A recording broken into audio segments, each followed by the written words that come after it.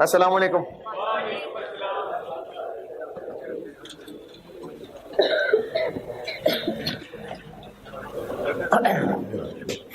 दुरूद शरीफ पढ़ ले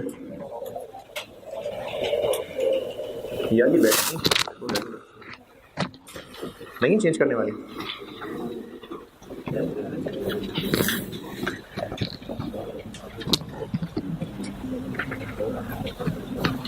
मुझे लग रहा है वैसे चेंज करने वाली चीज है।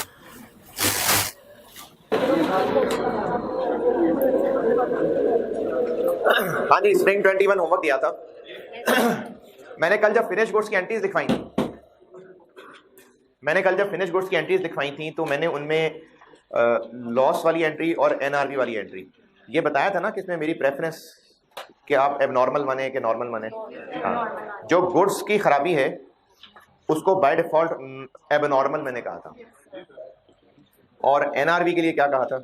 नॉर्मल। ठीक, लेकिन ये अल्टरनेटिव हो सकता है। जैसे आप स्प्रिंग 21 का सोल्यूशन देखेंगे ना, तो उसमें उसने एनआरवी जो है, एनआरवी का लॉस P&L में डाला हुआ है, वो कॉस्ट ऑफ सेल में डल सकता है, कोई मसला नहीं है, बिल्कुल एक्सेप्टेबल है। क्या जी? नहीं, मैंने गुड्स जो जाया हो रही हैं, जल रही हैं, क्योंकि गुड्स की हैंडलिंग जो है ना वो मटेरियल की हैंडलिंग से डिफरेंट है। देखें, जब तक एक चीज बन रही है, चलें खीर बना रहे हैं घर में, तो अब वो जो खीर बनाने के लिए जो उसमें इंग्रेडिएंट्स डल रहे हैं उनकी हैंडलिंग फिर थोड़ी बहुत केयरलेस हो सकती है। चीनी ज्यादा नीचे भी गिर गई, जो दूध डाल रहे थे वो भी इधर उधर। लेकिन अब जब खीर बन गई है तो अब वो फाइनल चीज बन गई है जिसके लिए सारी मेहनत हो रही थी, उसकी हैंडलिंग और बेहतर हो जाएगी। तो जब प्रोडक्शन वर्कर्स रॉ मटेरियल की हैंडलिंग कर रहे होते हैं, इसमें चूंकि ज्यादा जल्दी है, काम करना है, इसमें हैंडलिंग नॉर्मली हल्की होती है, इसलिए चीजें खराब होना, जाया होना नॉर्मल है। लेकिन फिनिश गुड्स बन गई, अब ये संभाल के रखने वाली चीज है, तो इनमें अगर कुछ खराबी हो रही है तो वो कोई नॉर्मल बात नहीं है। तो इसलिए गुड्स की खराबी को मैंने कहा था कि बाय डिफॉल्ट उसको एबनॉर्मल ही लेंगे। लेकिन एनआरवी मार्केट में डाउन हो जाना, मार्केट के हालात बदलते रहना, ये एक नॉर्मल चीज मानी जाती है। तो एनआरवी राइट डाउन को मैंने बाय डिफॉल्ट नॉर्मल कहा था। स्प्रिंग 21 के मसाइल कर रहा हूं डिस्कस, और उस स्प्रिंग 21 के मसाइल डिस्कस करने से पहले एक नजर दोबारा डालते हैं वो जो ऑटम 10 किया था। उसमें रॉ मटेरियल था, रॉ मटेरियल ऑटम 10 जो मैंने कल क्लास में पूरा किया था।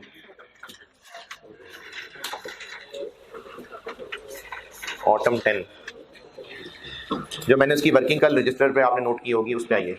ऑटम 10 की वर्किंग, ऑटम 10 जो कल क्लास में पूरा किया था, उसकी वर्किंग देखें। ओपनिंग बैलेंस गिवन था, फिर यूनिट्स परचेज किए थे, वो यहाँ पर आ गए, रेट अपडेट हो गया। फिर यही जो परचेज किए थे इन्हीं में से प्रोडक्शन को इशू कर दिए। प्रोडक्शन को जो इशू किए उसमें से 5000 वापस आए थे। अब वो जो 5000 वापस आए थे उनमें से आधे यानी 2500 कबाड़ियों को बेच दिए थे और 2500 सप्लायर को वापस कर दिए थे। अब ये परचेज रिटर्न थी तो ये वही 85 के ऊपर थी। फिर सप्लायर ने ही वही जो उसको वापस किए थे उसी के बदले अच्छे वाले हमें दे दिए, तो अगेन वो 85 के ऊपर हमने लिखे थे। ये हमारा और सप्लायर के साथ एक रेट तय है, तो इसलिए इन तीनों के ऊपर 85 लग रहा है। लेकिन जो हम स्टोर से प्रोडक्शन को भेज रहे हैं, बस जो पड़े में उठा के भेज रहे हैं, तो जो उस वक्त रेट है वो प्रोडक्शन को इशू करते हुए लग गया था। जैसे पहली दफा जब इशू किए थे तो गालिबन 83 लगा था। फिर प्रोडक्शन से वापस आए, वो 83 पे वापस आ गए। फिर उसके बाद जब दोबारा इशू किए तो उस वक्त 86 चल रहा था। ये कल जो ऑटम 10 किया था। अच्छा, जो खराब कबाड़िए को बेचे थे उनकी इन्वेंट्री क्रेडिट की थी कॉस्ट से, जितना कैश मिल रहा था वो डेबिट किया था, और इसको बाय डिफॉल्ट क्योंकि हम नॉर्मल लेते हैं तो फिर एफओएच कंट्रोल में डेबिट किया था बाकी डिफरेंस। स्प्रिंग 21 पे आते हैं। स्प्रिंग 21 गुड्स का है, ट्रेडिंग बिजनेस, फिनिश गुड्स हैं। ये गुड्स खरीद के बेचता है। इसकी भी वर्किंग ही से बात शुरू कर लेते हैं। ओपनिंग स्टॉक गिवन था 7000 के रेट पे। अच्छा, आज टाइम नहीं है कि मैं होमवर्क चेक करवाऊँ आप लोगों से। किया है होमवर्क आप लोगों? अच्छे बच्चे हैं। ये क्या है? अच्छा ठीक।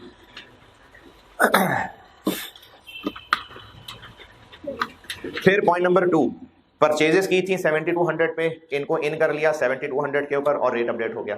पॉइंट नंबर 2 में कोई एतराज? पॉइंट नंबर 2 नहीं। सर पर उसमें जब हमने फिनिश गुड्स की जब हम चेक करते हैं तो ये होता है। मैंने पॉइंट 2 तक कहा है अभी। स्प्रिंग 21 कर रहा हूं डिस्कस। ये पेजेस खामोशी से भी पढ़ सकते हैं, ध्यान मेरी तरफ रखे। स्प्रिंग 21 कर रहा हूं discuss. Point number 1 opening balance दिया हुआ है, ये बैलेंस में लिख लिया। पॉइंट नंबर 2 परचेजेस की हैं, finish goods inventory debit payable credits, और ये हमारी वर्किंग में 280 इन हो गए और रेट अपडेट हो गया 3 तारीख को। Sorry, point number 3 goods sale की हैं। अच्छा, अब जो सेल की है ना, तो इसकी अमाउंट नहीं बताई। इसमें आईकैप के सोल्यूशन में तो सेल वाली एंट्री इग्नोर कर दी क्योंकि उसने अमाउंट ही नहीं बताई थी, लेकिन आई रिकमेंड कि आप एंट्री कर दें, अमाउंट के बगैर कर दें। Debtor debit sales credit, amount ना लिखें, नहीं बताई तो ना सही, एंट्री कर दें। और कॉस्ट ऑफ सेल्स की entry, cost of sales debit और फिर कुछ इन्वेंट्री क्रेडिट जो उस वक्त रेट अपडेट हो चुका हुआ है। ये पॉइंट नंबर 3 180,000 की सेल, इसमें कोई एतराज परेशानी? पॉइंट नंबर 3 तक ओके। पॉइंट नंबर 4, यही जो कस्टमर केएल को चीजें बेची थी, 5 इसमें से वापस आ गए। देखें ये ना उसी को मिलता जुलता सवाल, मुझे लगता है उसी को देख के सवाल बनाया हुआ है, तभी सोल्यूशन में ना आखिरी एंट्री की नरेशन भी चेंज करना भूल गया, किसी ने और नहीं किया होना। सोल्यूशन में आखिरी एंट्री की नरेशन क्या लिखी हुई? सोल्यूशन में आखिरी एंट्री की नरेशन क्या लिखी हुई? चार्ज टू फैक्ट्री ओवरहेड्स कहाँ से आ गए? तो ये वो पिछले कोई कॉपी पेस्ट किया था ना, तो वो बहरहाल ये उसी को कॉपी करके सवाल बनाया हुआ है। तो point number 4 5000 units cell return हुए हैं, तो इनकी चूंकि सेल वैल्यू नहीं बताई, लेकिन आप फिर भी सेल रिटर्न की एंट्री डालें। Cell return debit debtor credit और फिनिश गुड्स इन्वेंट्री डेबिट और कॉस्ट ऑफ सेल्स क्रेडिट, और जिस पे सेल की थी यानी 71/12 उसी पे इसको रिटर्न ले लेंगे। पॉइंट नंबर 4 में कोई एतराज?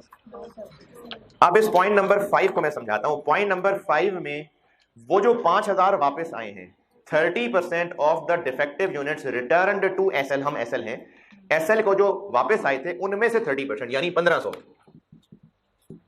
5000 जो हमें वापस आए हैं इनमें से 30% मतलब 1500 ये हमने सप्लायर को भेज दिए। क्यों? क्योंकि वो थे ही खराब, had a manufacturing fault and were return to the supplier on 15 February. क्योंकि उनमें मैन्युफैक्चरिंग फॉल्ट था, हम तो खरीद रहे हैं ना, तो जिसने बनाया था उसी में खराबी थी, जिसने बनाया था उसमें खराबी नहीं थी, मतलब वो प्रोडक्ट था, मैन्युफैक्चरिंग फॉल्ट था। एंड वर रिटर्न, तो हमने इसको सप्लायर को वापस कर दिया, मतलब ये 1500 यूनिट्स हो गए परचेज रिटर्न, और परचेज रिटर्न है तो जिस पे परचेज की थी उसी पे रिटर्न होगा, तो इसलिए वो 72 पे ही वापस जाएगा, इसलिए एवरेज रेट अपडेट हो गया। जो रह गए बाकी यानी 3500, ये हो गए डिफेक्टिव में से रिमेनिंग।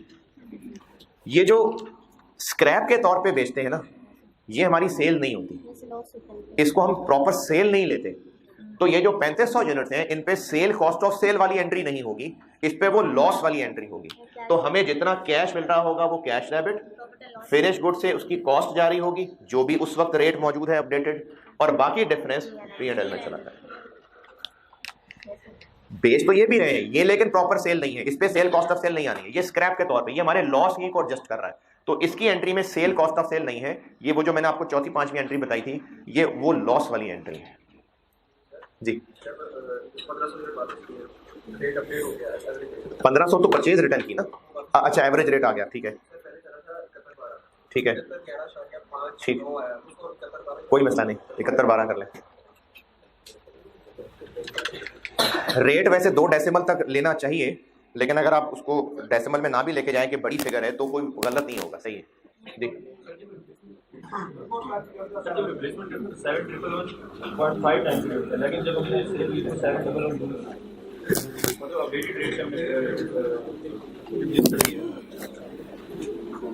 ऑटम 10 समझ आ गया था, उसमें हमने रॉ मटेरियल जो प्रोडक्शन में भेजा था, पहले वो 83 पे भेजा था, फिर वहां से वापस आ गया, फिर हमने दोबारा प्रोडक्शन में भेजा था, वो 86 पे भेजा था। जो है ना, ये बाकी लोग भी सुने जी, परचेज हमारी एक एक्सटर्नल ट्रांजैक्शन है, और किस प्राइस के ऊपर ये ट्रांजैक्शन इन आउट हो रही है, जो ओरिजिनली उस ट्रांजैक्शन में थी। जैसे इसमें हमने ये कितने के खरीदे थे, तो इससे हमने खरीदे 7200 के, वापस किए 7200, इसने फिर वापस किए 7200, किए नहीं किए पता नहीं, लेकिन उसी बंदे को हम खरीद के 7200 ला रहे हैं उसी से, फिर वही परचेज रिटर्न तो फिर वो 7200 पे ही है, हमारे एवरेज रेट पे नहीं है, वो 7200 पे, क्योंकि उसके साथ ट्रांजैक्शन इसी अमाउंट पे हो रही है। यार सबसे बात कर रहा हूं, सबसे सारे ये जो पेजेस बांटना है ना, ये निस्बतन कम जरूरी है, मेरी बात सुनना ज्यादा जरूरी है। आपकी फिक्र ही सारे पेज के ऊपर हो गई कि पेज कहीं टेढ़ा ना हो, सही मुझ तक पहुंच जाए, कोई कमी ना रह जाए। किसी को नहीं मिला होगा, पहुंच जाएगा पेज आप तक। परचेज की ट्रांजैक्शन पे जो रेट है, कल वाले सवाल की अगर बात करूं तो वो 85 रुपए था, और यही हमारी कॉस्ट है, यही हमारे टेबल के अंदर आ रहा है। तो हम जिससे परचेज कर रहे हैं अगर उसको वही चीजें वापस कर रहे होंगे तो रिटर्न भी 85 पे ही होगा, और वो इन्हीं चीजों को चूंकि खराब वापस की थी और नई दे रहा है तो वो भी 85 पे ही दे रहा है, रिप्लेसमेंट जिसको कहा था। और यही ट्रांजैक्शन की प्राइस है, यही हमें कॉस्ट पड़ रही है, इसलिए हम अपनी वर्किंग्स में भी 85 ही यूज कर रहे हैं। ठीक है, ये रिप्लेसमेंट वाली भी 85 ही, क्योंकि उन्हीं चीजों के तो उसने जो 85 रुपए में बेचनी थी वही हमें दोबारा दी। हमने सेल कस्टमर को की थी, सवाल में नहीं बताया, मैं कह रहा हूं 10,000 रुपए की, ऐसे कह रहा हूं। जब की थी तो हमने अपने पास से आउट क्या किया था, ये था सेल, इसमें की थी ना। ये हमारी वर्किंग कॉस्ट वाली वर्किंग में रेट चल रहा है। कस्टमर को 10,000 मैंने ऐसे पूरी बोला है, कस्टमर को 10,000 रुपए चार्ज किए। अब अगर कस्टमर हमें चीजें वापस करेगा तो हम उसको ठीक है 10,000 पे कहेंगे जी 10,000 तुम्हें वापस कर देते हैं, और जिसपे अपने पास रिकॉर्ड की थी उसी पे वापस ले आएंगे। अब ये हमारे पास चीजें बेची थी, वापस आ गई स्टोर में। हमारे पास स्टोर में ये जो फिगर चल रही है क्या ये कस्टमर से तय की हुई है? नहीं, ये तो हमारी इंटरनल चीज है। अब अगर कल को कस्टमर को हम इन चीजों के बदले फिर से रिप्लेसमेंट वाली चीजें मजीद बेचते हैं तो वो भी कस्टमर को 10,000 रुपए ही की दे रहे होंगे, लेकिन क्योंकि हमारा कस्टमर का मामला ये चल रहा है, ये तो हमारी इंटरनल चीज है ना। अब जब हम कस्टमर को दोबारा बेचेंगे तो वो तो पड़ी हुई चीजें उठा के बेच रहे होंगे, तो वो किस रेट पे बेच रहे होंगे? जो उस वक्त चल रहा होगा।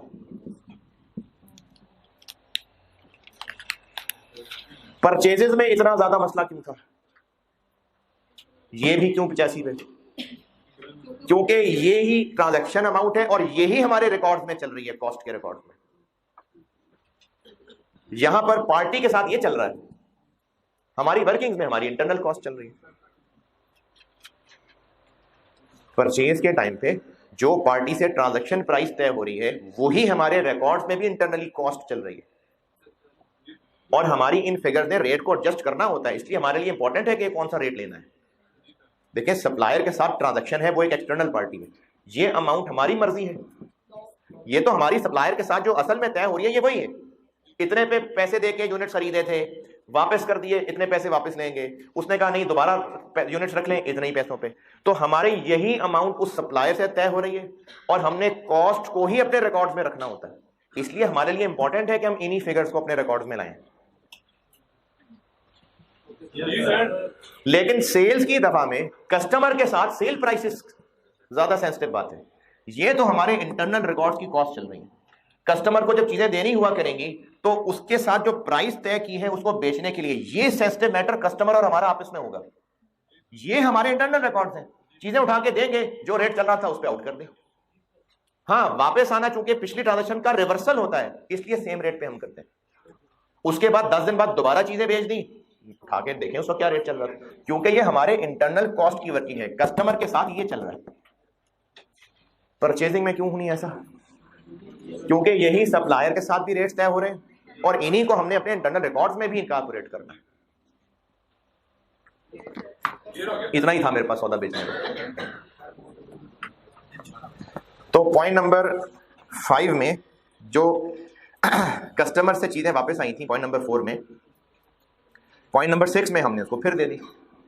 तो सेल प्राइस बेशक हम उससे वही ले रहे होंगे, लेकिन अब की बार जब उनको सेल कर रहे होंगे तो वो हम अपने रिकॉर्ड में से इसकी कॉस्ट पे कर रहे हैं। और ये चूंकि ये नॉर्मल सेल है तो डेबिट डेबिट सेल्स क्रेडिट, लेकिन अमाउंट नहीं है। Cost of sales debit, inventory credit है जी जी जी। सेल रिटर्न, परचेज रिटर्न जी, के बाद रेट हमारा अपडेट हो गया फिर उसके बाद सेल रिटर्न आएगा। चाहे परचेज रिटर्न हो चाहे सेल रिटर्न हो, चूंकि वो पहले हुई ट्रांजैक्शन की रिवर्सल हो रही होती है तो जिस पे वो ओरिजिनली ट्रांजैक्शन रिकॉर्ड हुई थी रिटर्न उसी पे रिकॉर्ड होती है, चाहे वो परचेज रिटर्न हो चाहे वो सेल रिटर्न जी। क्या मेरा ना 2 सवाल करने हैं आज। क्या defective unit sold as scrap? जी जी जी कस्टमर से जो चीजें वापस आ गई थी, बस अब वो पड़ी हुई है स्टोर के अंदर।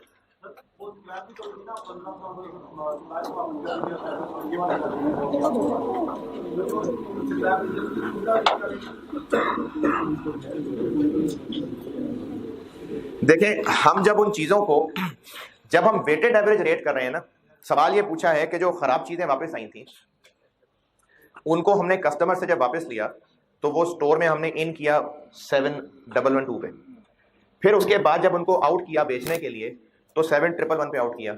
ये कह रहे हैं आप ना, हमने जब उनको स्टोर में शामिल कर लिया, और वेटेड एवरेज का काम यही है कि वो सबको मिला के एवरेज रेट कर देता है, तो उसने उनका वापस आना एवरेज रेट कर दिया, फिर वहीं स्टोर से निकाल के हमने स्क्रैप में बेच दी तो उसी एवरेज रेट पे चली गई। ये एवरेज रेट मेथड ये काम कर रहा है कि सबका रेट बराबर कर देता है। तो चीजें स्टोर में आ गई, अब यहां से चौंका के चलेगी तो जो एवरेज रेट है उससे आउट हो जाएंगी। अच्छा, एक ना मुझसे वो ऑनलाइन स्टूडेंट ने सवाल पूछा था, मैंने आपको वेटेड एवरेज रेट निकालना, ये जो पीरियोडिक में फार्मूला बताया था, ओपनिंग की अमाउंट थी प्लस नेट परचेजेस थी। ये जो नेट परचेजेस थी ना, ये नेट परचेजेस मतलब परचेजेस लेस रिटर्न्स हैं बस, इनमें से ड्राइंग्स और लॉसेस ये लेस नहीं है। जिस महीने में ओपनिंग पहले से मौजूद है और परचेजेस इन हो रही हैं और इन्हीं में से चूंकि वापस हो रही हैं तो वो इसी को कैंसिल कर रही हैं, ये हैं जो स्टोर में चीजें पहुंची हैं। अब इनमें से सेल भी होनी है, इनमें से ओनर ने भी लेके जानी है, इनमें से लॉस भी होना है, इनमें से चोरी भी होनी है। तो नेट परचेजेस से मुराद ये है। किसी मुझे बच्चे ने कहा था कि इंट्रो में हमने पढ़ा था कि परचेजेस, नेट परचेजेस में एवरेज रेट निकालने के लिए ड्राइंग्स भी लेस होंगी। नहीं, ऐसे नहीं है, ये नेट परचेजेस, ये नहीं होगा लेस। ओपनिंग की अमाउंट प्लस नेट परचेजेस। देखें लॉजिक क्या है कि ये चीजें हैं जो अपना रेट लेके स्टोर में आई, इन्हीं में से तो ये आउट होने हैं। तो हम देख रहे हैं कि जो चीजें इन हुई हैं उनका हमें रेट क्या पड़ रहा है, तो नेट परचेजेस से यही मुराद है, वो माइनस ड्राइंग माइनस लॉस नहीं है। अच्छा जी, स्प्रिंग 21 ठीक है। स्प्रिंग 21 में जो बताने वाली बात थी वो मैंने बता दी। 0.7 ये यूनिट सेल हुए हैं, इन पे सेल वाली एंट्री हो जाएगी, और आखिर में वही सेम, कुछ खराब है और कुछ पे एनआरबी एडजस्टमेंट है। और बताएं, कुछ पूछना है तो? नहीं, चले ऑटम 21 का आप तक सवाल पहुंचा है, इसका सोल्यूशन अभी तक नहीं आया, लेकिन मैं इस पे कॉन्फिडेंटली सोल्यूशन बता रहा हूँ। बाकी जब आएगा सोल्यूशन तो फिर इस पे दोबारा कमेंट कर लेंगे। ऑनलाइन वालों के लिए आपके जो मैंने सेक्शन में ऊपर पास पेपर रखे हुए तो उसमें ऑटम 21 है, आप लोगों को अभी दी है कॉपी। ये ऑटम 21 अटेम्प्ट जो लेटेस्ट थी, ये उसमें टेस्ट हुआ सवाल है, पढ़ लीजिए, मैं बोर्ड पे करता हूँ।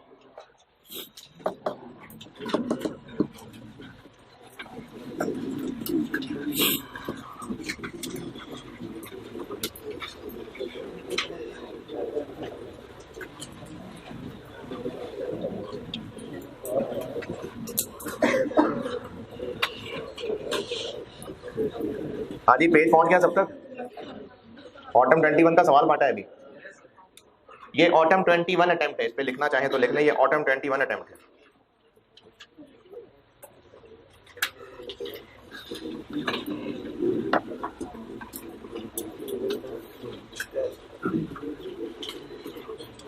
इसका सोल्यूशन अभी तक नहीं आया, लेकिन कुछ सवालों को मैं बगैर सोल्यूशन आए भी हाथ डालने की हिम्मत कर लेता होता हूँ, है जी। अगर आपको लग रहा है ए पढ़ना तो पढ़ लें, वरना लग रहा है ए का आंसर क्या होना चाहिए। वो पूछ रहे हैं कि किन हालात में एनआरबी कम होगी, क्या नहीं पूछा, किन हालात में कॉस्ट एनआरबी से ज्यादा होगी। एग्जांपल्स पूछिए, डैमेज हो जाए, नहीं लॉस से मुराद एनआरबी लॉस आ जाएगा, नहीं फिर तो एनआरबी नहीं, वो तो चीजें गई ना। ऑब्सोलीट हो जाए, ऑब्सोलीट हो जाए, ऑब्सोलीट कहते हैं बहुत पुरानी हो गई ये चीज, ऑब्सोलीट हो जाए, किसी वजह से डैमेज हो जाए, मार्केट के हालात डाउन हो जाए, कोई कंपेटिटर आ जाए, मार्केट में ट्रेंड बदल जाए, तो ये कुछ मिसालें हैं। ठीक है, बी पढ़ लें, पार्ट बी पढ़ लें, मैं करता हूँ बोर्ड पे।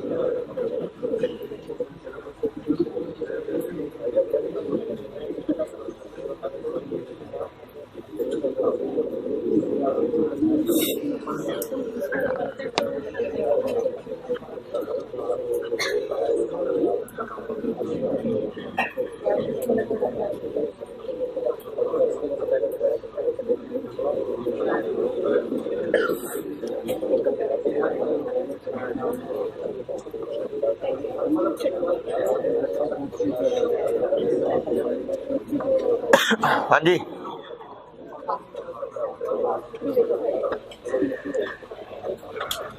चार प्रोडक्ट्स हैं और इनमें से ए और बी कुछ डिफेक्टिव भी हैं, कुछ नॉर्मल हैं। सी और डी ठीक हैं सारे, इनमें कोई डिफेक्टिव नहीं है। अगर इस सवाल में सिर्फ इतना कहा होता ना कि ये इन्वेंट्री की वैल्यू निकाल दें बस, तो फिर तो ये जैसे पहले सवाल प्रैक्टिस किए ये वैसा ही हो जाता कि चार प्रोडक्ट्स हैं, हर एक की अलग अलग कॉस्ट एनआरवी निकालते। लेकिन इसकी जो रिक्वायरमेंट लिखी हुई है 1, इसके बारे में कोई समझाए मुझे कि क्या करना है, क्या मतलब है इस रिक्वायरमेंट का। एडजस्टिंग एंट्री, एडजस्टिंग एंट्री का मतलब है कि पहले कुछ बुक्स में रिकॉर्डेड है, तो इस सवाल में बेशक कहा नहीं है परपेचुअल है, लेकिन परपेचुअल है। और रिक्वायरमेंट में वो कह रहा है कि वो जो आखिर में हम एनआरवी राइट डाउन की एडजस्टमेंट करते हैं ना, वो एडजस्टमेंट मांग रहा है बस। रिक्वायरमेंट 1 में उसने कहा है कि अगर कोई एडजस्टमेंट करनी है तो बताएं। इसका मतलब बुक्स में पहले ही इन्वेंट्री का बैलेंस आ रहा है, कोई एडजस्टमेंट करनी है तो बताएं ताकि सही वैल्यू तक पहुंच सके। तो पहले बुक्स में वैल्यू का बैलेंस आ रहा है तभी तो वो एडजस्टमेंट की बात कर रहे हैं। तो इसमें हमने बेशक कैलकुलेशन करनी जरूर है, लेकिन इसमें हमने एनआरवी राइट डाउन की अमाउंट देखनी है किसी में है कि नहीं। ये हो गया पॉइंट 1 का आंसर। और पॉइंट 2 नॉर्मल वाला सवाल है। पॉइंट 2 में क्या कहा है? वैल्यू।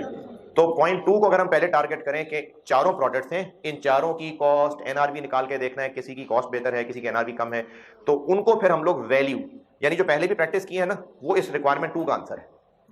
रिक्वायरमेंट 1 का आंसर वो आखिरी वाली एंट्री है बस। तो रिक्वायरमेंट 2 सॉल्व करेंगे तो उसमें 1 भी हो जाए, यानी 1 और 2 दोनों इकट्ठे ही सॉल्व हो जाएंगे। एक एक प्रोडक्ट लेके कर लेते हैं जी। परपेचुअल क्यों कहा है? एक तो ये कि कॉस्ट अकाउंटिंग में होता ही परपेचुअल है, दूसरा ये कि इसमें आपको वो कह रहा है कि एडजस्टमेंट एंट्री करें।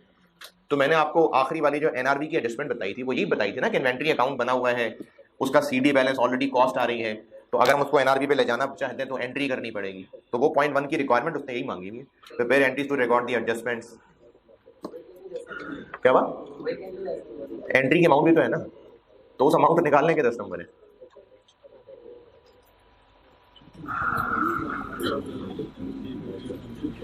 और इसके अलावा एरर भी है, एरर भी है इसके अलावा, वो प्रोडक्ट सी से रिलेटेड एरर है, तो उस एरर की भी एंट्री करनी है, यानी एडजस्टमेंट एंट्रीज मांगी है उसने। चले करते हैं जी। प्रोडक्ट ए,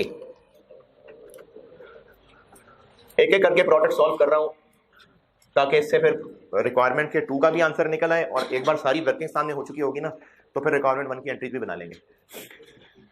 और मैंने आपको कहा था कि अगर जनरल एंट्रीज पूछी हो तो तमीज़ ये है कि सोल्यूशन जनरल एंट्रीज से शुरू हो, बाकी फिर आगे वर्किंग्स चले। तो जनरल एंट्रीज 4-5 ही होंगी, उसकी जगह रख लें। ये वर्किंग्स में आ गए हम। प्रोडक्ट ए के जो यूनिट्स हैं नॉर्मल वाले कितने हैं? अच्छा चले, टोटल कितने हैं? डैमेज्ड वाले कितने हैं? 24। तो फिर नॉर्मल कितने हुए? 12,000।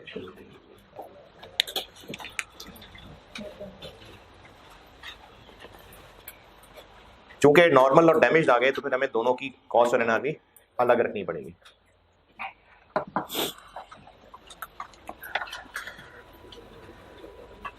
कॉस्ट दी हुई है 800 रुपये पर यूनिट, एवरेज मेथड है, कॉस्ट ऑलरेडी दी हुई है। तो जो इनकी कॉस्ट है वो एवरेज रेट आपको दिया हुआ है।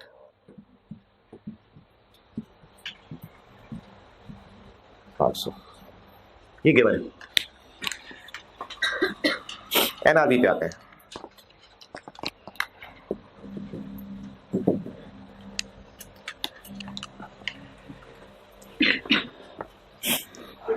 अच्छा ये ना ग्रुप में एक स्टूडेंट ने सवाल पूछा था, बाकी भी सुनने काम का सवाल है कि ये जो एनआरवी कॉस्ट से कम होना है, एनआरवी कम होना, ये हमेशा ऐसे ही हुआ करेगा? एनआरवी कम ही हुआ करेगी? नहीं भाई, हम प्रॉफिट पे बिजनेस करने बैठ, ज्यादा हो सकती नहीं, ज्यादा ही हुआ करेगी। हम प्रॉफिट कमाने के लिए तो बैठे, ये क्यों होगा कि हम गुड्स लॉस पे बेच रहे होंगे? तो नॉर्मली कॉस्ट ही कम होती है, लेकिन या तो कभी कोई खराबी आ गई या मार्केट में कुछ चीजें खराब हो गई, हालात डाउन हो गए, फिर इस टेंशन की जरूरत पड़ती है कि कहीं एनआरवी तो लो नहीं है। वरना नॉर्मल हालात में नॉर्मल चीजों की एनआरवी ज्यादा ही हुआ करती है। तो सवाल यह था कि क्या हमें ये एनआरवी और कॉस्ट का कंपैरिजन सिर्फ खराब चीजों का करना चाहिए या नॉर्मल चीजों का भी करना चाहिए? तो अगर नॉर्मल चीजों में कहीं मार्केट के खराब हालात नजर नहीं आ रहे तो फिर बेशक नॉर्मल का ना करें।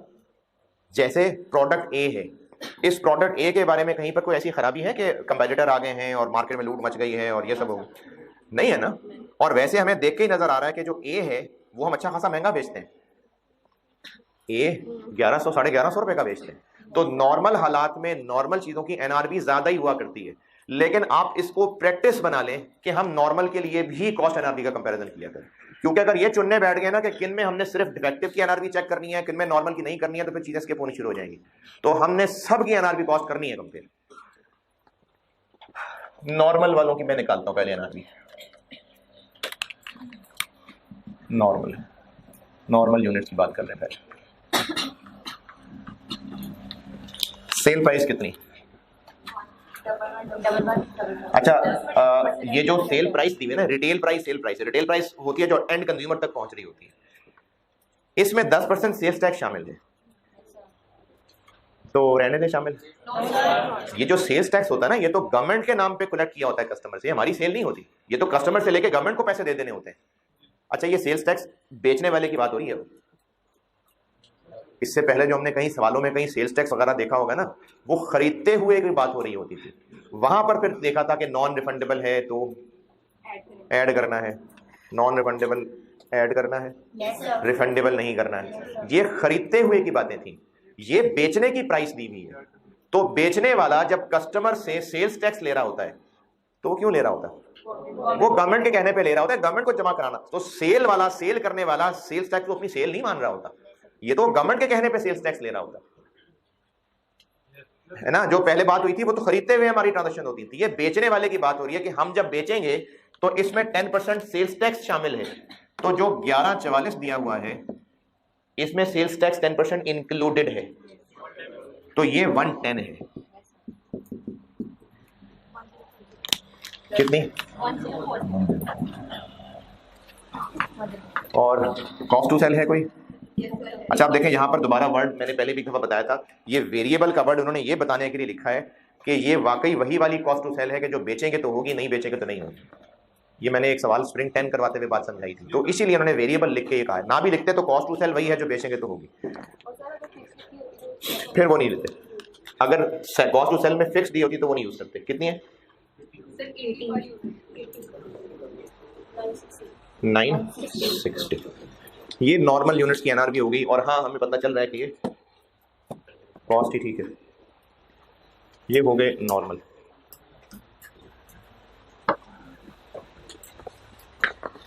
अब आते हैं डैमेज या डिफेक्टिव पे।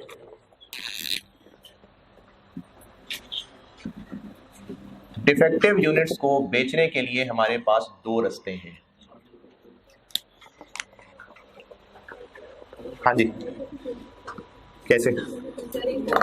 Bullet point number 2, the defective units can be sold in the market at 60% of the current retail price without incurring any rework and selling cost।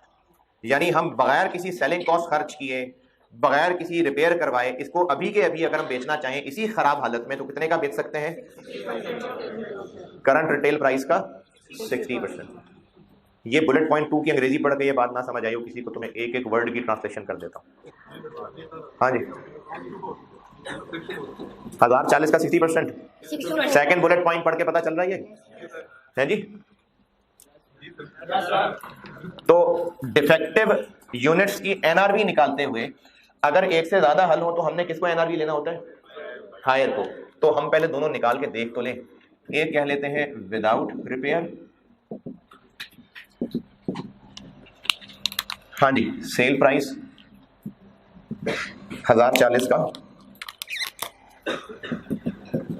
60%, कितना? 624। और सेलिंग कॉस्ट वगैरह कुछ नहीं होनी इस पे, क्योंकि without incurring any repair cost, any selling cost. जी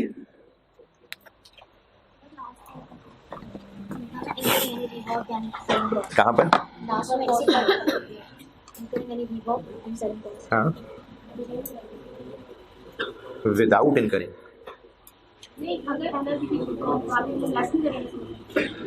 हम अभी किसी कबाड़िये को बेच सकते हैं और उसको कहेंगे कि चीज़ें यहाँ से उठा के ले जाओ। हमें इनको कबाड़िये को बेचने के लिए ना ही किसी एजेंट को कमीशन देनी पड़ेगी, ना कस्टमर तक पहुंचाने की ट्रांसपोर्ट करनी पड़ेगी, without incurring any selling cost. तो हमें इनको बेचने के लिए कोई सेलिंग कॉस्ट नहीं करनी पड़ेगी। The defective units can be sold in the market at 60% of the current retail price without incurring any rework and selling cost। ना हमें इसमें कोई रीवर्क कॉस्ट यानी रिपेयर कॉस्ट करनी पड़ेगी और ना ही कोई सेलिंग कॉस्ट करनी पड़ेगी, तो कॉस्ट टू सेल नहीं होगी, इसलिए यही एनआरवी होगी। तो फिर हम 80 माइनस कर लेते। हाँ जी जी,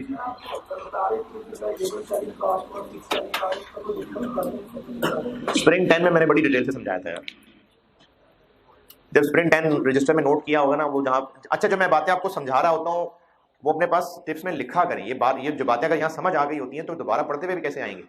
मैंने तब उस स्प्रिंग 10 करवाते हुए वेरिएबल सेलिंग कॉस्ट टोटल दी हुई थी, उनको पर यूनिट बना के कॉस्ट टू सेल निकाली थी, और ये कहा था कि इनको वेरिएबल इसलिए कहा हुआ है कि ये हैं ही वो खर्चे जो बेचे थे यूनिट्स तो हुए थे, ना बेचते तो ना होते।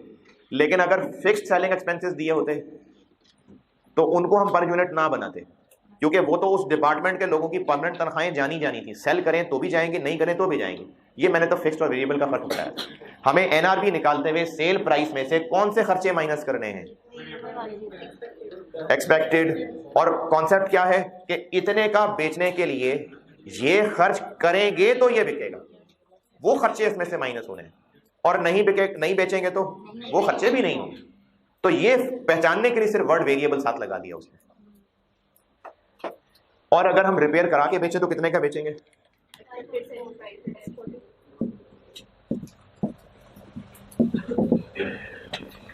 देखें, जब उसने कह दिया ना cost of rework cost, rework का मतलब है फिर से उस पर काम कर लेंगे, तो जब फिर से उस पर काम कर लेंगे तो फिर वो सही हो जाएगा ना। तो जब सही हो जाएगा तो कितने का बिक जाएगा? फिर 10-40 का बिक जाएगा। तो इसकी एनआरवी निकालते हुए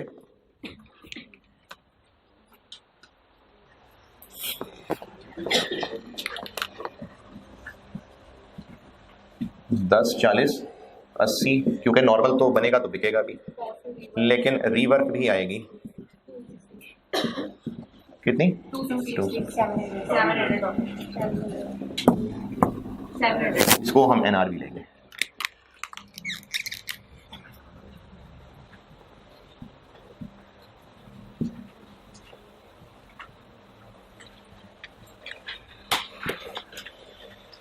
तो प्रोडक्ट ए के नॉर्मल यूनिट्स की कॉस्ट लोअर है और डिफेक्टिव यूनिट्स की एनआरवी लोअर है।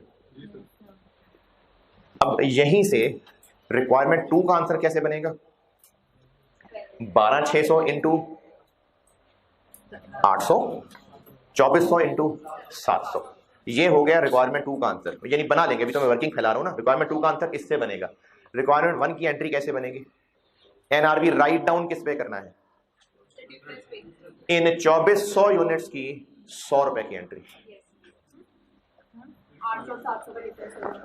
हमारी बुक्स में इन्वेंट्री अकाउंट का सीडी बैलेंस अभी कॉस्ट आ रहा है ना, तो हमने उसको एनआरबी पे लाना है। तो कितने यूनिट्स को एनआरबी पे लाना है? 2400 को। कितने से इसको डाउन करना है? 100 रुपए से। 800 कॉस्ट है, एनआरबी 700 है। तो हमें एंट्री के लिए भी यहीं से चीजें मिल जाएंगी। वो फिर मैं एंट्री बनाऊंगा तो ये दोबारा बता दूंगा। ये अभी हम लोग सोल्यूशन जो रिक्वायरमेंट थी, एंट्री थी, तो मैंने कहा था एंट्री से सोल्यूशन स्टार्ट करेंगे। ये अब मैं प्रोडक्ट वाइज वर्किंग फैला रहा हूँ। इन्हीं से फिगर्स उठा के एंट्रीज भी बना लेंगे, इन्हीं से फिगर्स उठा के रिक्वायरमेंट 2 भी बना लेंगे।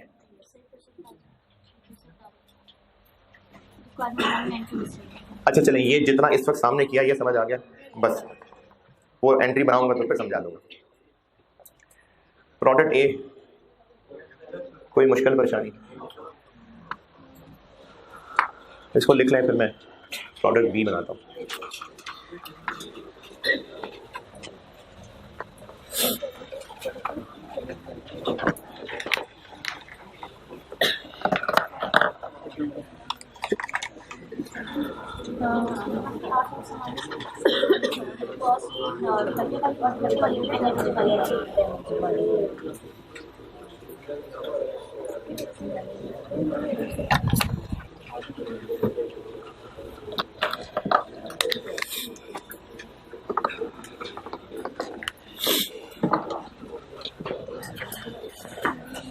हाँ जी, प्रोडक्ट ए बता दूं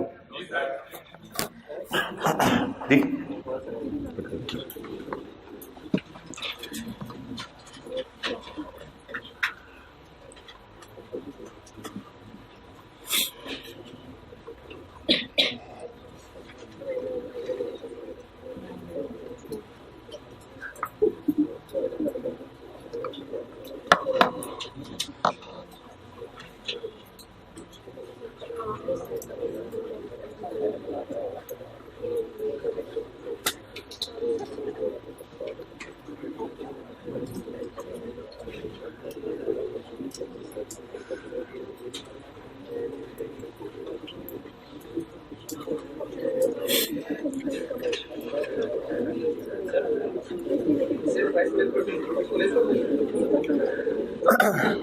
ये 10% वाली बात ना समझ आई हो किसी को।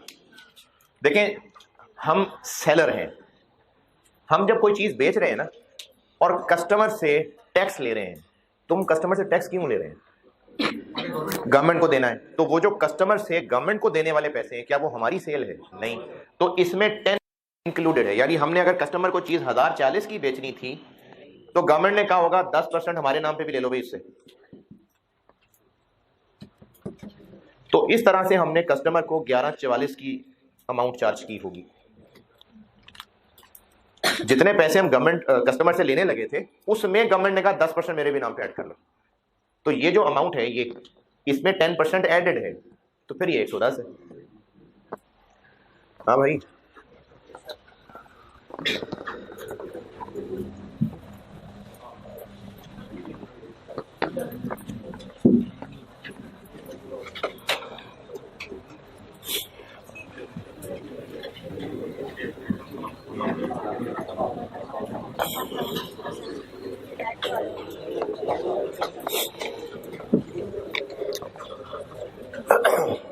प्रोडक्ट बी के कितने यूनिट्स पड़े? 20। खराब कितने?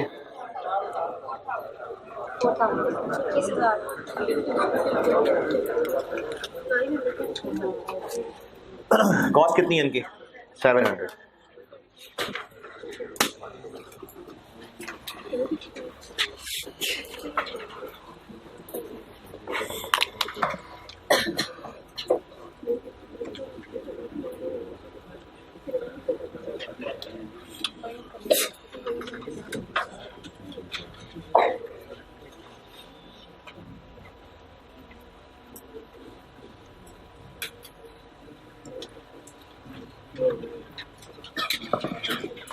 बी अभी इस वक्त हम कस्टमर को कितने का बेचते हैं? 990। और इसमें भी चूंकि सेल्स टैक्स इंक्लूडेड है लेकिन पॉइंट नंबर 3 में लिखा हुआ है कि मार्केट में कंपटीशन हो गया है डिफरेंट, और जो कंपेटिटर्स हैं वो अपनी अपनी प्राइसेस 15% सस्ती करने वाले हैं, और हमें लगता है कि हमें भी ऐसे ही करना पड़ेगा। Due to increase in raw material prices the products similar to B&D offered by the competitors are available in the market at a discount of 15%, कि वो मार्केट में 15% सस्ती अवेलेबल है। OL would have to adjust its sale prices accordingly, तो फिर हमें भी adjust करनी पड़ेगी ना। तो ये जो अभी इस वक्त टेबल में दी हुई है, ये है इस वक्त जो चल रहा, जो अभी साल एंड हुआ है, अभी हमने इतने पे बेचा था, लेकिन हमें इसको अब डाउन करना पड़ जाएगा। तो सेल प्राइस पहले तो टैक्स से आज़ाद करें ना, तो क्या हम अब 900 रुपए का ही बेच पाएंगे? कितना कम करेंगे? 15%। ये ठीक है, 15% कम कर लेंगे, ठीक है। कितना जी? 765। Cost to cell 690। अब देखें नॉर्मल वाले भी NRV डाउन हो गए, तो अगर आप सिर्फ ये सोचते रहेंगे कि हमने सिर्फ खराब वालों की NRV कैलकुलेट करनी है, तो फिर ये चीज मिस कर जाएंगे। तो नॉर्मल वालों की भी NRV और कॉस्ट को कंपेयर करना है जी। क्या जी? अच्छा, कितनी कम कर लें? नहीं पता ना। और वैसे भी हम यहां पर जो कॉस्ट लिख के बैठे हुए हैं, ये वो कॉस्ट है जो इनकी हमें पड़ चुकी या आइंदा जिनकी पड़ा करेगी। कॉस्ट जो हमारे पास स्टोर में पड़े हुए यूनिट्स हैं, ये उन पे आ चुकी कॉस्ट है या आइंदा जो मटेरियल हुआ करेगा। तो आइंदा सस्ता होता है, होता रहे, इन पे तो पड़ गई ना इतनी कॉस्ट, तो कॉस्ट तो यही है जी।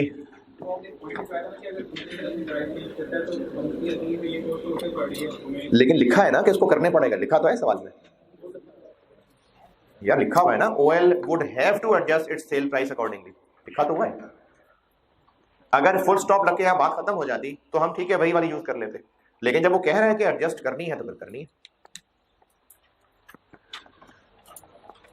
Normal without repair.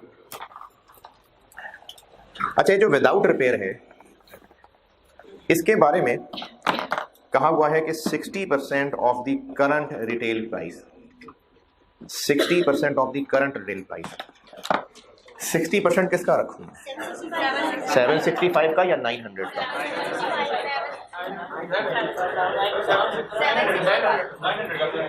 अच्छा, ये जो अंग्रेजी लिखी हुई है ना, इसके दो मतलब हो सकते हैं, क्योंकि उसने वर्ड करंट साथ लिखा है, और आप करंट वाली फिगर देखेंगे, वर्ड करंट वाला, तो तीसरे बुलेट पॉइंट में अगेन करंट रिटेल प्राइस का वर्ड यूज्ड है। देखें तीसरे बुलेट पॉइंट में कहा है कि OL की जो करंट रिटेल प्राइस है उससे 15% सस्ता। तो करंट रिटेल प्राइस इसमें किसको कहा गया? तीसरे बुलेट पॉइंट में 900 को।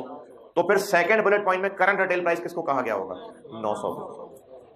तो हमें 60% 900 का ही लेना चाहिए, लेकिन इसकी एक इंटरप्रिटेशन ये हो सकती है कि हमने प्राइस कम कर ही लेनी है, तो फिर वो भी रिटेल प्राइस ही बन जाएगी, तो 765 को भी लिया जा सकता है। दोनों बातें सही हैं। अब जिस पॉइंट में जहां पर आ जाए ना एम्बिग्विटी, तो आप सवाल में नोट दिया करें। आप अब जैसे मैं 900 रुपए अगर कह रहा हूं तो क्या जस्टिफिकेशन है इसकी कि सवाल में current retail price third bullet point में इस 900 को ही कहा गया था, तो हम 900 का ही 60% लेने लगे। अगर आप 765 का 60% लेना चाहते हैं तो भी आप कहते हैं कि हम चूंकि रिटेल प्राइस को एडजस्ट ही कर लेंगे, तो इसलिए हम 765 का 60% लेने लगे। दोनों बातें सही हैं। मुझे पर्सनली ज्यादा बेहतर 900 लग रहा है, क्योंकि करंट रिटेल प्राइस का वर्ड इस्तेमाल हुआ है, तो मुझे ज्यादा बेहतर 900 लग रहा है। हो सकता है कि आपके जब सोल्यूशन आए तो उसने 900 के ऊपर परसेंटेज लिए, हो सकता है 765 पे लिए। दोनों बातें एक्सेप्टेबल होनी चाहिए, लेकिन जब भी एम्बिग्विटी आए तो उसके बारे में नोट लिखना चाहिए। अच्छा, इसमें एक और तसल्ली वाली बात आपको बताऊं, शायद मैंने पहले कभी बताई है कि नहीं बताई है। ये जो आपके पेपर की मार्किंग कर रहे होंगे ना, ये कंप्यूटर मार्किंग नहीं कर रहा होगा, ये AFC नहीं है कि जो आंसर आपके आंसर शीट में लिखा गया बस वही उनके रिकॉर्ड में है तो पूरे नंबर मिल जाएंगे, नहीं तो जीरो हो जाएगा। ऐसा नहीं है। खास तौर पे जो कॉस्ट अकाउंटिंग का पेपर होता है, इसके सवाल बनाते हुए कुछ वर्डिंग्स ऐसी एग्जामिनर यूज कर लेता है कि एग्जामिनर ने तो अपने जहन में शायद 900 रुपए रख के ही अंग्रेजी लिखी हो, या शायद एग्जामिनर ने अपने जहन में ये 765 कोई रखा हो तो अंग्रेजी लिखी हो, लेकिन ये तो वो सोच के अंग्रेजी लिख रहा था। हो सकता है जब कोई और उसकी अंग्रेजी पढ़े तो उसका दूसरा मतलब भी निकलता हो। तो स्टूडेंट्स जब मल्टीपल किस्म के आंसर्स करते हैं और जब फाइनली पेपर्स चेक हो रहे होते हैं तो ये चेकिंग की टीम में डिस्कशन होती है और अल्टरनेटिव सामने आते हैं, और अगर उन अल्टरनेटिव्स में वाकई दम होता है कि हाँ क्वेश्चन में इस तरह की बात लिखी थी, उसका ये मतलब भी बनता है, तो उन अल्टरनेटिव्स को भी सही माना जाता है। हाँ, वेबसाइट पे बस वो कोई एक सोल्यूशन अपलोड कर देते हैं बजाय इसके 4-4 अपलोड करें। ये मैं आपको फैक्चुअल बात बता रहा हूँ, यानी ऑफिशियल बात बता रहा हूँ। मैं आपको मैंने भी पर मार्क कर रहा होता, टीचर्स अलाउड नहीं है, लेकिन मैं आपको ये ऑफिशियल बात बता रहा हूँ कि एक ही स्टैंडर्ड सोल्यूशन नहीं होता। दरमियान में कुछ अटेम्प्ट्स ऐसी आई थी, उसमें ना आईकैप जो सोल्यूशन अपलोड करता था उन्होंने उसके ऊपर नोट लिखा था बाकायदा कि ये सिर्फ एक सोल्यूशन बच्चों के लिए दिया गया है, अल्टरनेटिव भी एक्सेप्टेबल हुए हैं। तो अगर आपको ये लग रहा है कि सर हम क्या करें, 900 करें कि 765 करें, दोनों सही हैं, दोनों को सही माना जाएगा। तो जहां भी कहीं सवाल में कुछ एम्बिग्विटी हो आप नोट लिखें, जो करने चाह रहे हैं ये ना कहें कि मैं ये कर रहा हूं, बताएं कि मैं ये क्यों कर रहा हूं। अगर आपकी बात जस्टिफाइड होगी तो बिल्कुल सही माना जाएगा। कल को वेबसाइट पर जो सोल्यूशन अपलोड होगा अगर वो आपके किए से डिफरेंट भी होगा तो वो एक है। अब अगर आईकैप 4-4 सोल्यूशन अपलोड करना शुरू कर दे तो उससे कंफ्यूजन बढ़ जाएंगे। तो इसलिए जो सोल्यूशन आईकैप की वेबसाइट पे अपलोड होता है ये परफेक्टली ठीक नहीं होता है, इसमें अल्टरनेटिव्स हो सकते हैं। तो 900 कर लें या 765 कर लें, मुझे पर्सनली ज्यादा बेहतर 900 लग रहा है। जिसको 765 ठीक लग रहा है वो 765 कर लें, 765 भी हो सकता है जी। क्या जी? अगर करंट का वर्ड ना लिखा होता ना तो मैं यकीनन 765 लेता। अगर लिखा होता ना 60% ऑफ रिटेल प्राइस, तो फिर तो हमने इसकी रिटेल प्राइस 765 का ही देनी है, तो फिर हम 765 का ही 60% लिखते। क्योंकि वर्ड करंट साथ लिखा हुआ है और current retail price same 3 words नीचे बुलेट पॉइंट में भी लिखे हुए हैं, इसलिए मैं इसको 900 को ज्यादा प्रेफर करूंगा। लेकिन अगर करंट का वर्ड ना होता तो यकीनन 765 के ऊपर मैं 60% लगाता। ओके, तो 900 पे हम लगा देते हैं 60%। 900 क्या, 900 कहां से आ गया? ये 900 है इंटू 60%, 540। और आप लोग जब ये सोल्यूशन नोट कर रहे हैं तो आप ये बात लिखें कि इसमें अल्टरनेटिवली 765 पे भी 60% लगाया जा सकता था। ये हो गई एनआरवी इस रास्ते से, और अगर रिपेयर करके बेचना है तो 765, 75 और 320, 370 जी। 900 भी किया है? नहीं, जब ठीक करके बेचेंगे तो फिर 900 का थोड़ी बेच लेंगे। जब ठीक करके बेचेंगे तो फिर तो ये हो गया ना, इन कस्टमर्स की मार्केट और है, ये कबाड़ियां और है। डिफेक्टिव यूनिट्स हम नॉर्मल कस्टमर्स को नहीं बेच रहे, इसकी कोई और दुकान होगी। ये तो मार्केट में हमारे कंपेटिटर्स आने की वजह से हमें प्राइस कम करनी पड़ रही है। कबाड़िया की मार्केट में भी वो कंपेटिटर थोड़ी बैठे होंगे। देखें, कोई चीज अगर वैसे नॉर्मल मार्केट में बेचनी है तो वो मार्केट कस्टमर्स, मार्केट के डिमांड सप्लाई डिफरेंट है, रद्दी बेचने की मार्केट डिफरेंट है। रिपेयर करके क्या करेंगे? रिपेयर करके चीज पूरी ठीक कर देंगे ना, तो ठीक होके कितने की बिकेगी? जितने की ठीक चीज ने बिकना है। यहां पर 765 ही आएगा। क्यों 765 आएगा? क्योंकि जब इसको हम रीवर्क करके ठीक कर लेंगे तो फिर नॉर्मल लोगों को जाके बेचेंगे ना, तो वो तो वही वाली प्राइस लगेगी जो अभी नॉर्मल यूनिट्स के लिए लिए, तो ये 765 ही होगा। अगर किसी के जमीर को बोझ लग रहा है तो यहाँ 765 कर ले। जो 900 में मुतमईन है 900 कर लें, 765 करना है 765 कर लें, दोनों सही होने चाहिए, है जी। लेकिन ये सोल्यूशन नोट करते हुए लिखें कि सर ने अल्टरनेटिवली 765 पे भी कहा था कि ये भी चल जाएगा, सिर्फ करंट वर्ल्ड की वजह से मैं इसको 900 कर रहा हूं। ये हो गया प्रॉब्लम बी। ये क्या बना? 540।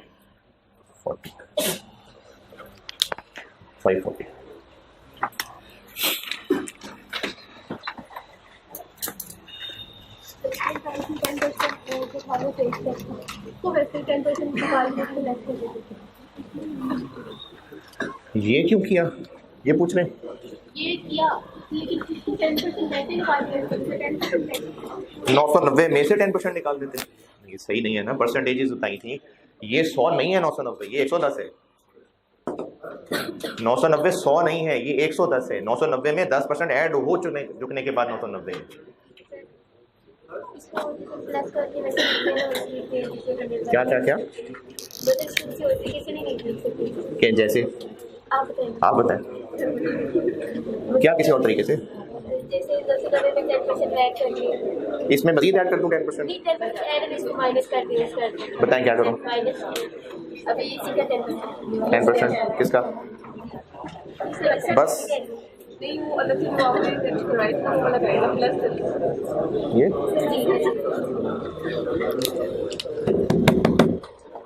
अच्छा, मैंने ना एक लेक्चर में काफ़ी सारा टाइम इस बात पे लगाया था कि परसेंटेज कैलकुलेट करते हुए क्या 100 है और क्या 100 नहीं है। मुझे लगता यह है कि ये पहले 6 लेक्चर्स के अंदर अंदर हो गई थी बात। अगर किसी को पता है तो लेक्चर नंबर अगर बता दें तो कुछ। लेक्चर 5 में जिन लोगों को ये परसेंटेज में मसला है ना, पहले 6 लेक्चर जो है ना वो यूट्यूब पे भी अवेलेबल हुए थे। तो आप लेक्चर 5 जाके यूट्यूब पे दोबारा देखें और इस चीज़ को दोबारा सुन लें। इस पर मैंने काफ़ी टाइम लगाया था। ये 990 100 नहीं है, ये 110 है जी।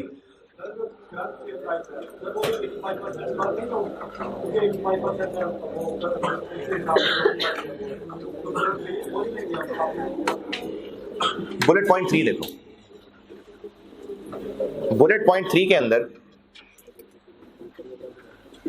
15% डिस्काउंट वाली लाइन पड़े, क्या लिखा हुआ? आगे बढ़ो, 15% के आगे बढ़ो ना।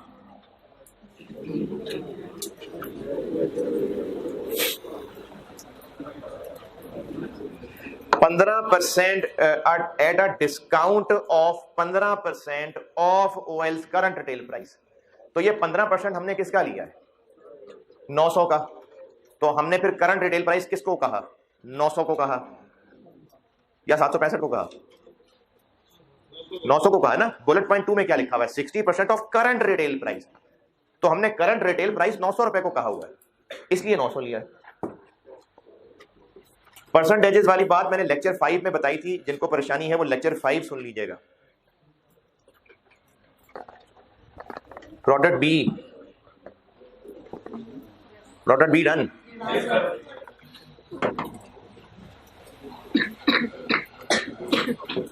यार ये बहुत मुश्किल काम हो रहा है। हो तो रहा है मुश्किल नहीं। प्रोडक्ट सी,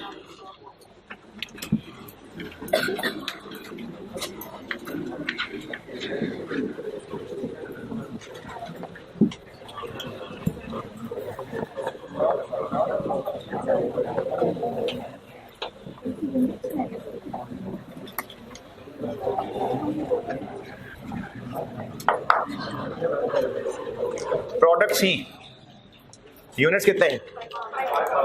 इनमें कोई खराब है तो बस ये सब ठीक है। कॉस्ट पर यूनिट कितनी है इनकी? 900। अच्छा नहीं सही नहीं है ना, क्लोजिंग 5000 नहीं है, ये तो गलत है ना। Bullet point number 1 physical count किए तो पता चला कि ये जो स्टॉक हमें नजर आ रहा है 900 का मसला है। अच्छा 900 का क्या मसला है? हमने जब सेल्स की थी तो किए 5600 थे, लेकिन रिकॉर्ड उनको 6500 कर लिया था। अगर कोई स्टूडेंट दूसरा सेंटेंस नहीं पढ़ेगा ना तो वो 900 को समझेगा अच्छा 900 जो है ना वो गायब है। 900 गायब नहीं है, 900 फालतू पड़े हुए हैं। नहीं, हमारे इन्वेंट्री रिकॉर्ड्स बता रहे हैं कि स्टॉक 5000 यूनिट से। जब फिजिकल काउंट किया तो 900 गायब थे, 900 मजीद पड़े हुए थे। ये कैसे पता चल रहा है? ये ऐसे पता चल रहा है कि on investigation it was found कि असल में 5600 बेचे थे। It was found that 5600 unit supplied to a customer were erroneously गलती से एरोनियसली रिकॉर्डेड एज 6500 कि जब हमने उसको अपने टी अकाउंट्स में एंट्रीज में स्टोर कार्ड में रिकॉर्ड किया तो वो 5600 की बजाय 6500 कर लिया। तो जब ज्यादा आउट शो कर दिया तो बैलेंस कम आ गया ना, जबकि असल में ज्यादा पड़ा हुआ था। तो सही बैलेंस 5900 है।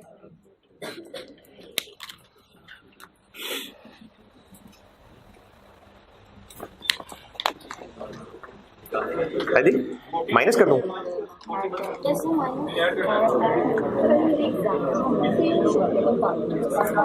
जैसे दोबारा सुन, दोबारा सुन। स्टोर कार्ड बना हुआ था और बैलेंस आ रहा था 5,000। हमें असल में 5600 लेस करने चाहिए थे, हमने ज्यादा लेस कर दिए, तो ये कम नहीं आ गया? तो जो 5,000 आया हुआ है ये अभी कम है। सही कितना है?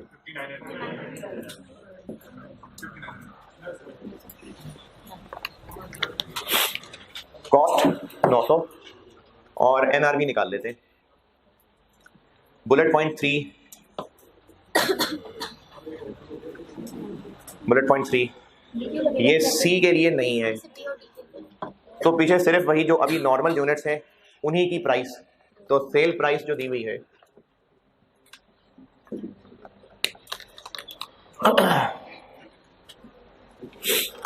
कितनी आ रही है? Retail price 1320, 100 by 110, 1200।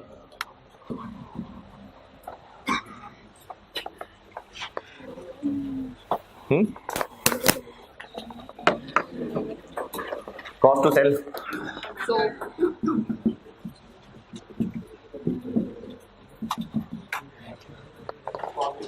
है जी, तो उनकी कॉस्ट ही कम है।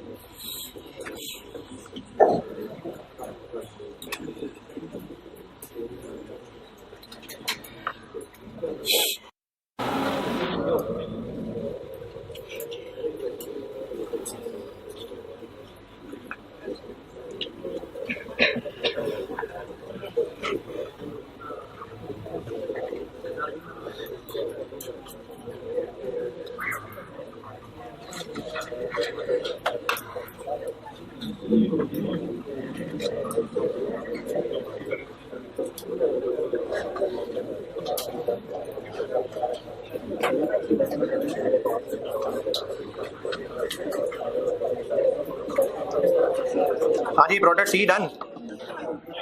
Product D noted. Product D, D के कितने यूनिट्स पड़े में? इनमें कोई डिफेक्टिव नहीं है।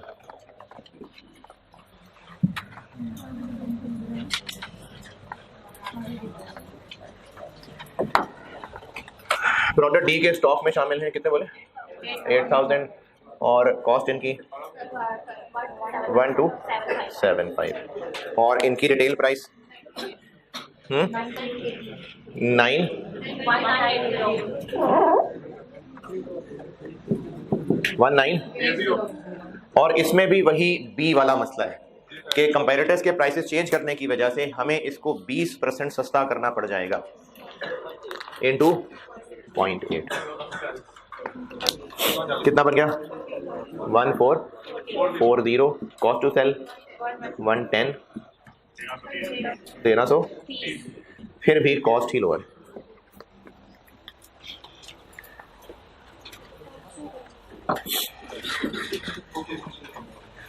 ये हो गई सारी मेहनत। अब रिक्वायरमेंट 1 और 2 का आंसर बनाता हूं।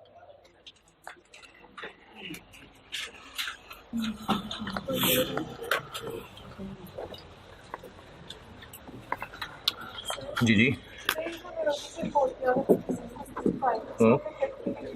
कहाँ करूं करेक्ट? इसकी रेक्टिफाइंग एंट्री क्यों नहीं की? करने लगा।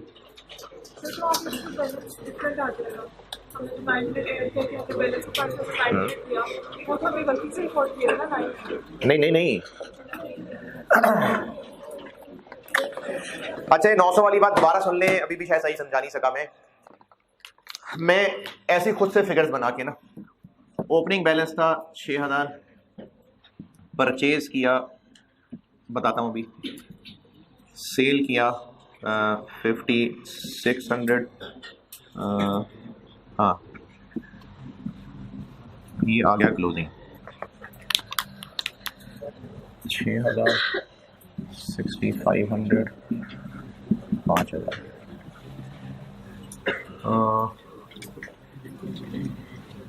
परचेजेस में क्या रखूँ कि ये आ जाए,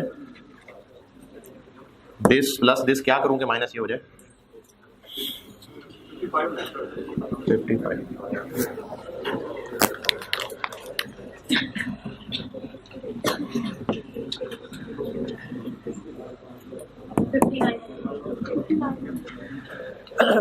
जिनको ये 900 वाला पॉइंट समझ नहीं आया दोबारा देखें, ये मैंने खुद से ऐसी लिखी है वैल्यूज। लेट सपोज के साल के महीने के शुरू में ओपनिंग स्टॉक ये था, इतने और खरीदे, इतने बेच दिए, तो हमारे इन्वेंट्री कार्ड के मुताबिक स्टॉक इतना बच गया 5000। ये अभी इस वक्त रिकॉर्डेड ये है, लेकिन गलती ये पता चली कि ये जो 6500 लेस कर दिया था असल में वो 5600 था जो लेस करना चाहिए था। तो अगर वो सही वाला रिकॉर्ड किया होता तो आज स्टॉक 5000 की बजाय 5900 आ रहा होता। तो ये अभी इस वक्त गिवन है, हमें इसको सही करने के लिए 900 ऐड करना पड़ेगा ना, तो वो मैंने 900 ऐड कर दिया था। सही क्लोजिंग स्टॉक 5900 है, 5000 गलत था। रिक्वायरमेंट बी का पॉइंट 1 एडजस्टमेंट एंट्रीज करते हैं। हाँ जी बताएं, product A B C D चारों में देख के बताएं, ए से शुरू करते हैं। ए के हवाले से कोई एडजस्टमेंट? अच्छा, ए से रिलेटेड कोई रिकॉर्डिंग एरर तो नहीं है? नहीं। तो ए से रिलेटेड अभी इस वक्त सारी इन्वेंट्री कॉस्ट पे रिकॉर्डेड है। नॉर्मल ए कॉस्ट कम है कि एनआरवी कम है? नॉर्मल ए, तो वो भी ठीक है। डिफेक्टिव ए एनआरवी कम है, तो हमें उसको एनआरवी राइट डाउन की एंट्री करनी पड़ेगी। कॉस्ट ऑफ सेल्स डेबिट कर सकते हैं, ये भी सही है। P&L कर सकते हैं, ये भी सही है। और फिनिश गुड्स इन्वेंट्री हो जाएगी क्रेडिट।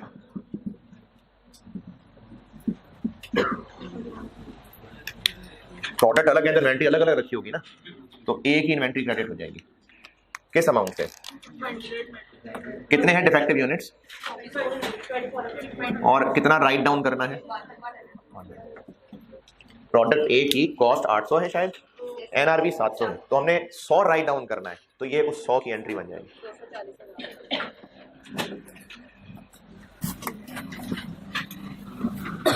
कितनी जी? 240।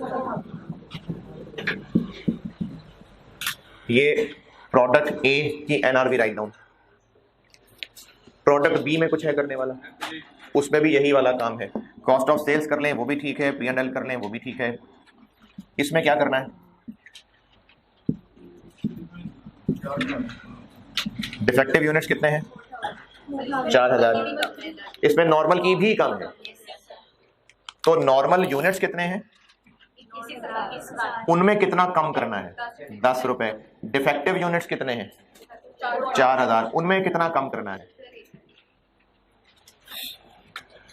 160। क्या जी?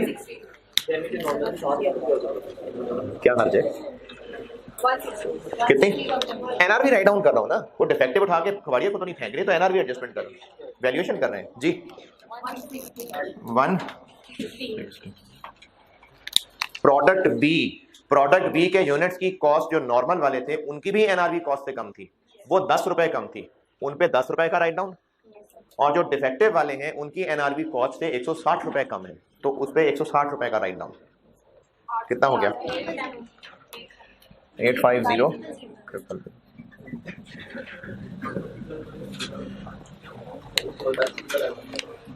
प्रोडक्ट बी वाली वर्किंग देखें।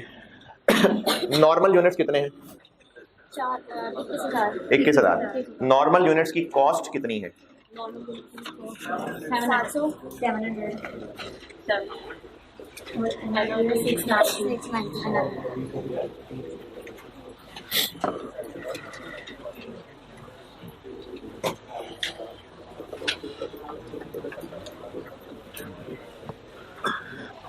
प्रोडक्ट बी के नॉर्मल यूनिट थे 21,000 और इनकी कॉस्ट पर यूनिट क्या थी? 700। एनआरवी क्या थी? 69। इसमें 10 का तो इन पे 10 रुपए का राइट डाउन है। और डिफेक्टिव कितने थे? 4000। इनकी कॉस्ट क्या थी? 700। एनआरवी क्या थी? 160 रुपए का राउट डाउन। तो 4000 पे 160 और 21000 पे 10 का राइट डाउन। ये अमाउंट ठीक है? इतनी बनती?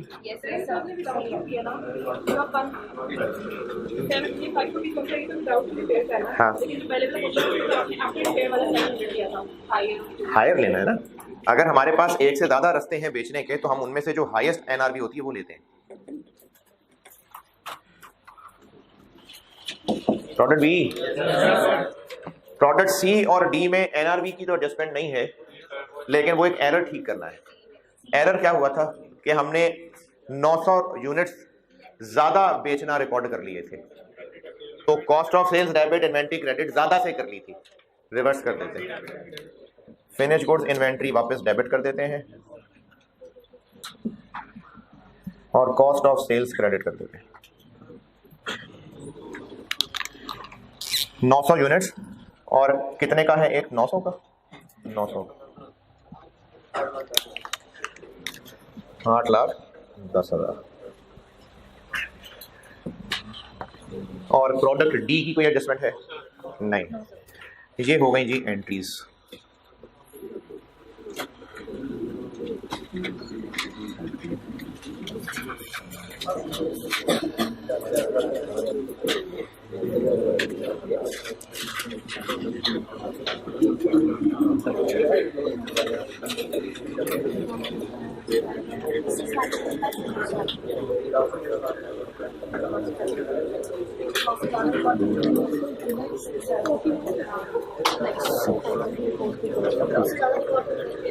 Entries okay. और रिक्वायरमेंट 2 बन जाएगी।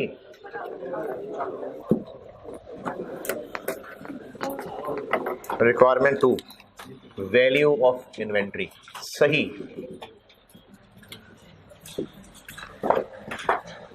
ए normal defective, B normal defective, C D. A के नॉर्मल कितने हैं? 21,000 नहीं 12। और इनकी कॉस्ट लोअर थी शायद 800 और डिफेक्टिव 2400 और इनकी एनआरवी लोअर थी 700।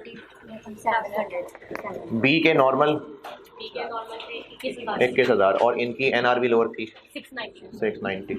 डिफेक्टिव 4000 और इनकी भी एनआरवी। सी 5900 और इनकी कॉस्ट लोअर है। डी 8000 और इनकी भी कॉस्ट ही लोअर है। ये आंसर आ जाएगा। ये तो कर ही लेंगे।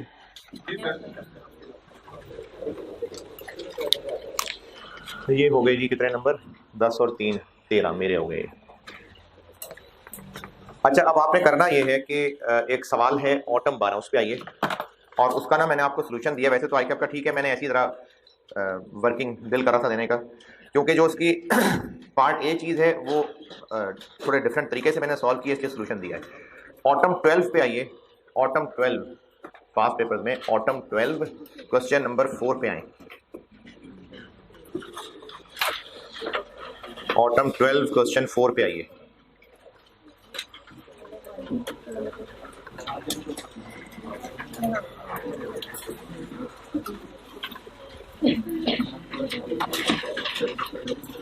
हाँ जी पहुंचे? मेहनती लिमिटेड।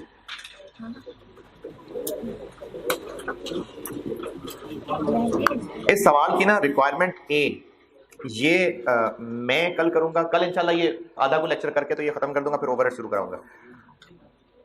आपने ना इसका पार्ट बी करना है। इस मेहनती लिमिट को समझ लेना बात। इसमें 2 रॉ मटेरियल्स हैं, 2 रॉ मटेरियल्स हैं, दोनों को अलग अलग सॉल्व करना है और इनमें भी कुछ नॉर्मल है कुछ डिफेक्टिव है। और डिफेक्टिव के लिए वर्ड इस्तेमाल हुआ है डीकंटेमिनेटेड, कंटेमिनेटेड सॉरी। केमिकल्स है ना, तो उनमें कुछ खराबी होगी तो वो कंटेमिनेटेड हो गए, तो ये वो डिफेक्टिव वाली चीज है। तो इसकी रिक्वायरमेंट बी में पूछा हुआ है कि आप क्लोजिंग इन्वेंट्री की कॉस्ट बता दें और जो कंटेमिनेटेड हैं उनकी भी। इसको वैल्यू ही समझें, बाकी आप कल करके आएंगे तो बताऊंगा, इसको आप वैल्यू समझें। मेहनती लिमिटेड ऑटम 12 क्वेश्चन नंबर 4, दोनों केमिकल्स, 2 केमिकल्स हैं इसमें, आपको उनकी ट्रांजैक्शंस बताई हुई हैं डेट वाइज, नीचे अदर इंफॉर्मेशन है उसको पढ़ें। और मैं रिक्वायर कर रहा हूं कि आप इसका पार्ट बी करके आ रहे हैं, पार्ट ए मैं कल कराऊंगा, पार्ट बी कर रहे हैं जिसमें आपने weighted average method, inventory card जो वर्किंग करते हैं वो करेंगे, और बी और जी दोनों के अलग अलग कार्ड बन रहे होंगे। बी अलग केमिकल है, जी अलग केमिकल है, और आपने वैल्यू ऑफ क्लोजिंग इन्वेंट्री निकाल के लानी। सोल्यूशन मैंने आपको इसका भी पेज दे दिया है ताकि आप चेक कर सकें जो किया है सही किया है। ठीक है, ये काम कल करके आ रहे हैं आप। ओके, ठीक है, अल्लाह हाफिज।